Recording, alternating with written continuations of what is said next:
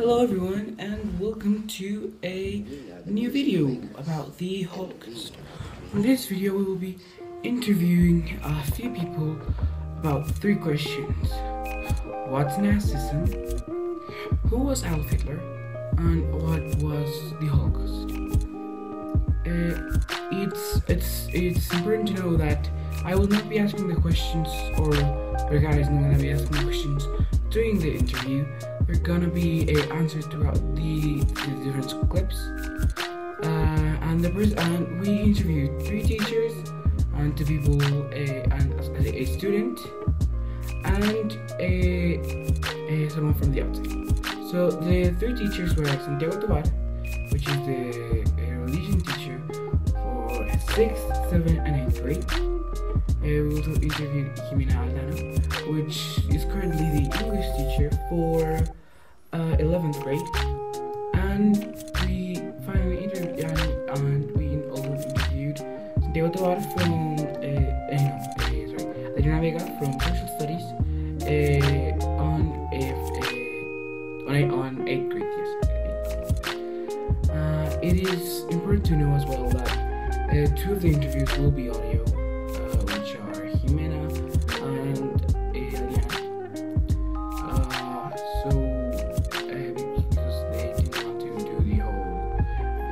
Video part, so you will only be hearing the audio. And the student was Santiago Alfonso from 5th grade, and Ania Carrascal, which is a marketing expert for a flower company. Well, without further to know, let's hop right into the interview. Who were the Nazis to you? Well, the Nazis were a political movement composed mainly by criminals, by people,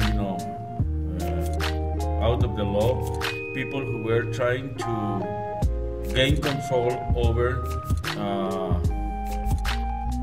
the German government and people of Germany through violence, deceit, and trying to sell a false idea of a national social movement. But I think that the Nazis are the result of mistaken political measures taken by Bismarck and the government of Weimar, etc. Because after the World War I, Germany was in bankruptcy. She went to bankruptcy, and Germany lost part of its territory, mainly Poland. Okay, and they had to dissolve the army, only 100,000 soldiers, but without armament.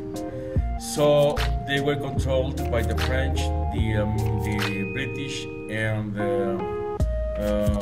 the Russians, and France took over their natural resources too. So they were in a very hard situation, and those were times of famine and times of disaster for them. They lost their military capacity, and their economy was completely broken. Okay. So, when Adolf Hitler, who was not a German, by the way, came from Austria, he was not a German, which is incredible. He was a painter, and he was a person who had a very poor education, really. Understood the situation. He began gathering around him people who had some kind of disappointment with the government and with the world order, and he began leading them through racism, through very tough politics. He employed violence, the SS, against the Jews and other minorities in Germany, and especially against the political opponents. The first concentration camps were run not for the Jews but for the Germans themselves, for those who were opposed to Hitler. So I can say that Hitler took over in 1929, 28, 29, but from 1921 the thing was difficult, and in the 30s, before the Second World War, the 30s, well, you know, they had the persecution of the Jews and many other anti-civil politics that they were developing, preparing, you know, rearming Germany. They made a kind of a diplomatic pact with England through Chamberlain, but Hitler was not, of course, following the rules. He never did. So between Hitler, Goebbels, who was the propaganda minister, Goering, who was in charge of the army, the SS, and Himmler, who was in charge of the ideology of the party and persecution of the Jews, really. Among all of them, they were, you know, they were the cupola, they were the top people, you know, trying to conform a new political party and to subdue people to follow them. And Hitler had an advantage that he was a very good speaker. He was studying how to talk to the people and how to say to the people things they wanted to hear, okay? About talking of new Germany that was going to last 1,000 years, talking about the new economy of the Germans, no poverty, recovering the lost territories, especially Poland, and giving German citizenship to all of those living in different countries that had German roots, like those people living in Poland and some other countries that were from German ancestors. Okay, so there are many things, and my personal experience was with my grandpa and my grandma, because they were living in Belgium and they came here running in the 30s.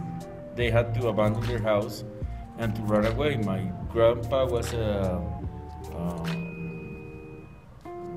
diplomat, okay, for the Colombian government. So I heard many stories at home about what was happening in Germany, in Europe, in those times. The Holocaust is the result of Nazism.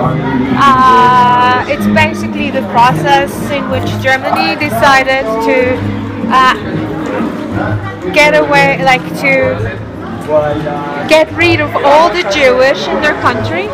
So some of them had time to fly away and to run away, and they just left Germany, but some others were taken to concentration camps. And in these concentration camps they died, and they were into forced labor. It was a very sad process, and millions of people died, men, women, children, old people. Like, for instance, old people would go directly to gas chambers, and they would die right away because they could not be used for work. But young men and women were used for work. And that's the Holocaust, basically. Now, who was Adolf Hitler? Adolf Hitler was the leader of Nazi Germany. He became a leader proposing National Socialism, and it was an ideology that claimed mostly the superiority of the German people over all other kinds of people.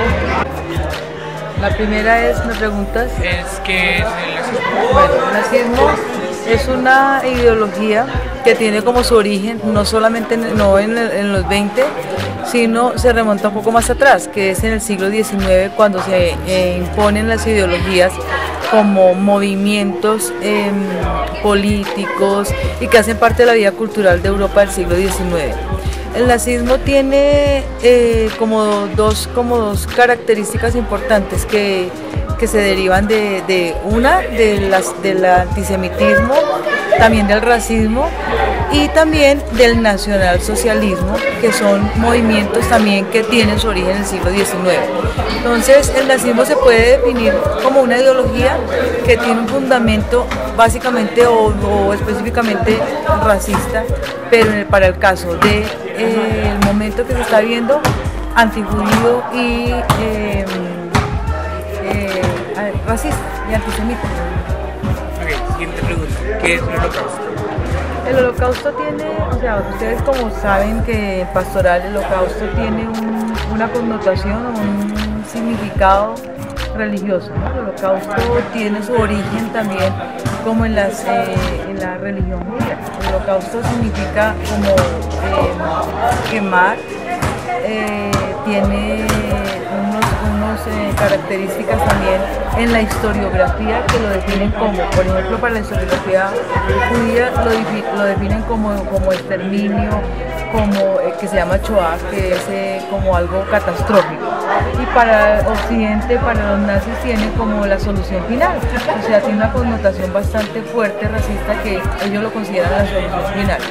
En cambio, para los judíos, en su historiografía, los historiadores judíos lo consideran como una catástrofe que es de la palabra hebrea Shoah.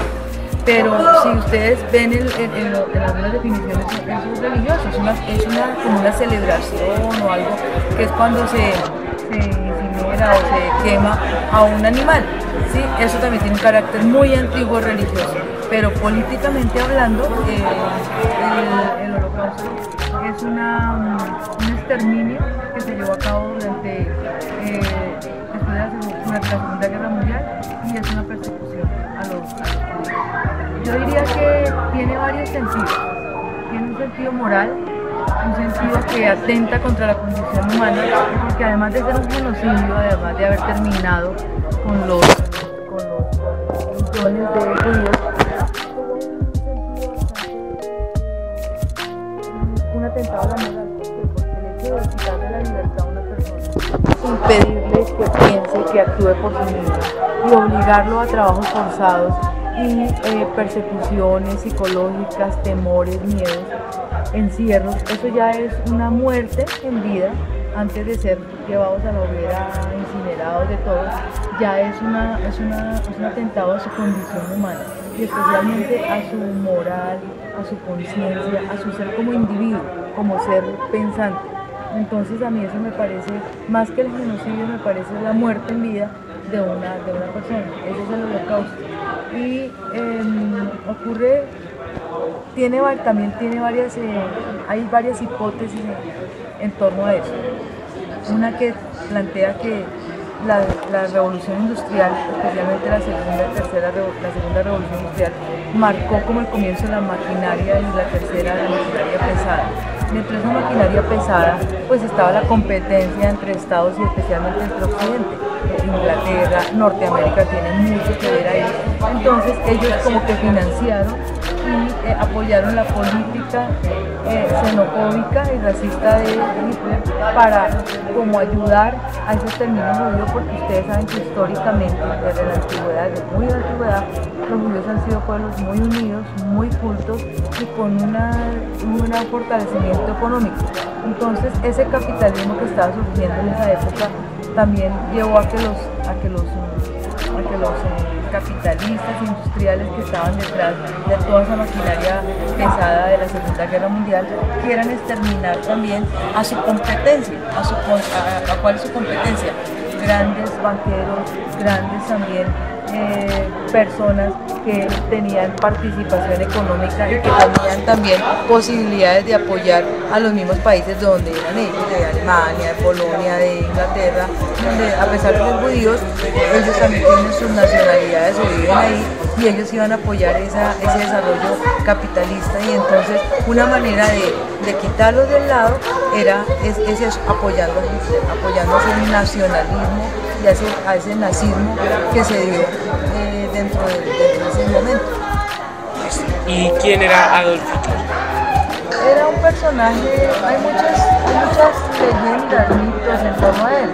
Pienso que era un personaje que aprovechó y que fue aprovechado, aprovechó la situación para emerger, aprovechó una coyuntura histórica. ¿Cuál es la coyuntura histórica?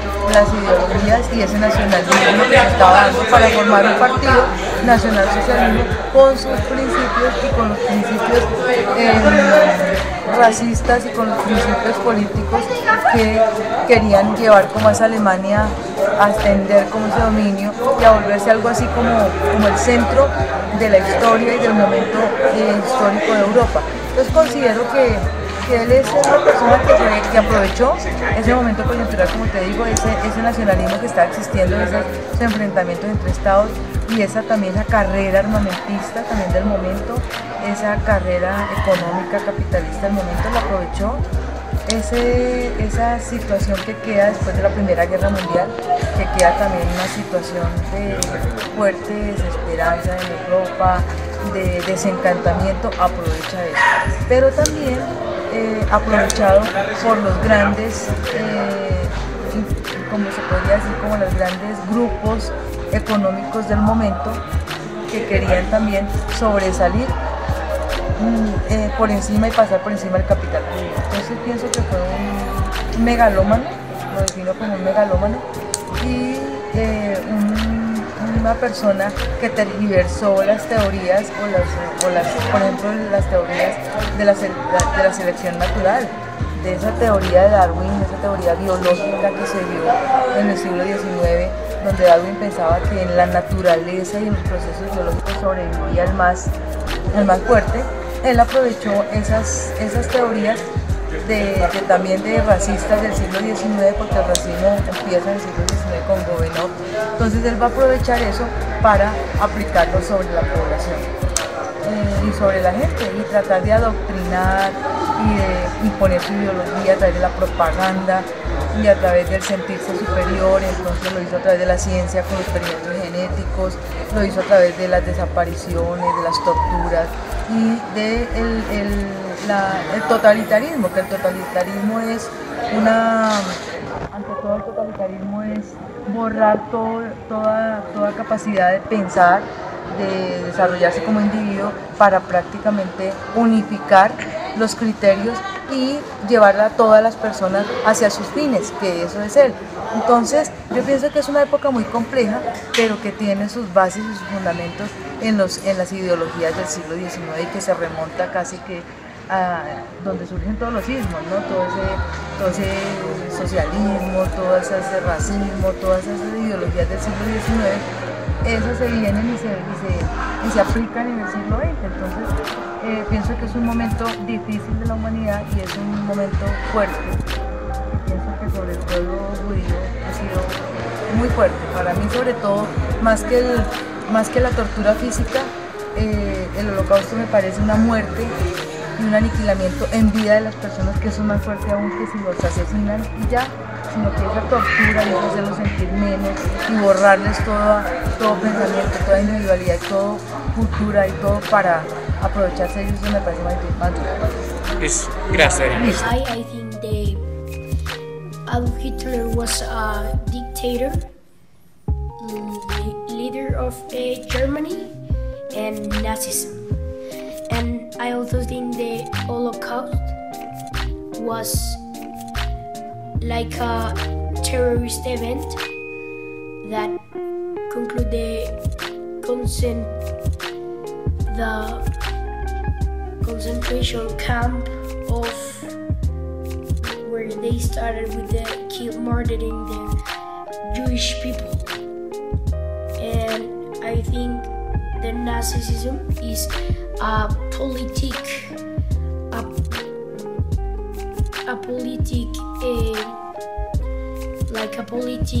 performance of Hitler to dictate Germany, and with terror and with terror and murders. The Nazism was a political movement that took place during the World War II, and it was led by Adolf Hitler. Adolf Hitler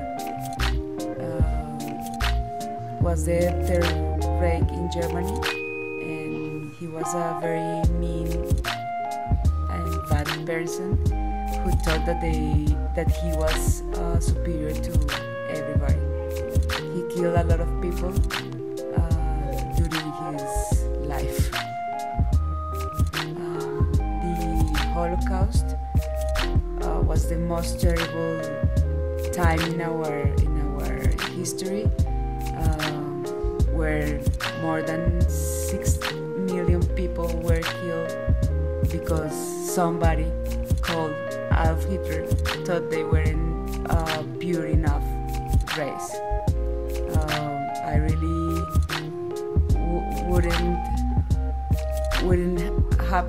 want happen again ever. Well, now that we've seen all the interviews, what we can gather is that people actually are not as ignorant as one might think. Even the student knew what was the Holocaust and all that.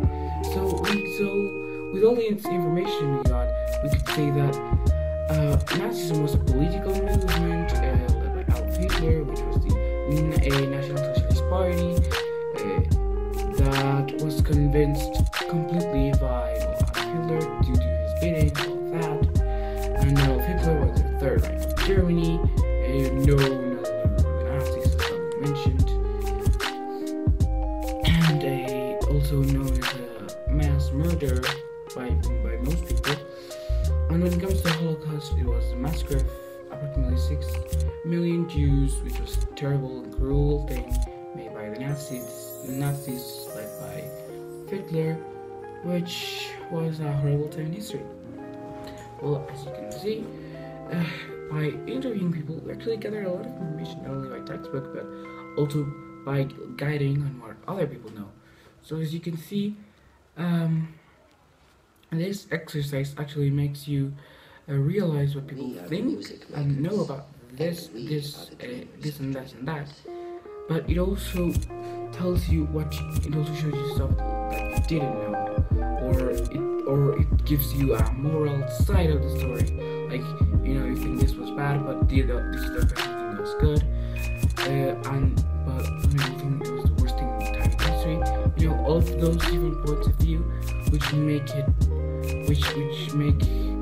this world, even though polarized, it gives everybody its own moral point and ethic. And well, I think that's actually it. Thank you so much for watching. Everyone will still be credited on the comments as well as the music. And yeah, thank you so much for watching. And we will see you later.